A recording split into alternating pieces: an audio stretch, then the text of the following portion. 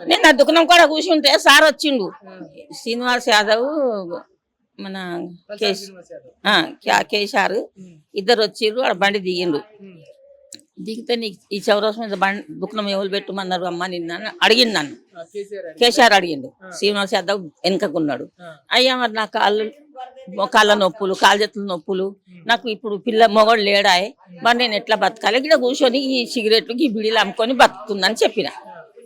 ఆడికెళ్ళి చక్కగా నడుచుకుంటూ వచ్చి మా గుడిసెలలోకి వచ్చిండు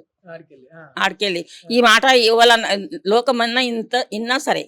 గుడిసెలకు చక్కగా గుడిసెలలోకి వచ్చిండు గుడిసెలలోకి వస్తే ఒక ముసలామె యాదమ్మ అని ఉండే ఈ నడుముల కాడికెళ్ళి కాళ్ళు పడిపోయినాయి కిందికి దిగిపోవాలి ఇంట్లో ఉర్రలకు అట్లా ఉండే గుడిసె ఆ ఆమె పోయిన కొద్దీ ఇద్దరు వాళ్ళు ఆమె ఎంత పోతా పోయిండ్రు లోపల పోయి ఇట్లా వంగి చూస్తే ఏం శ్రీనివాస్ యాదవ్ ఇట్లా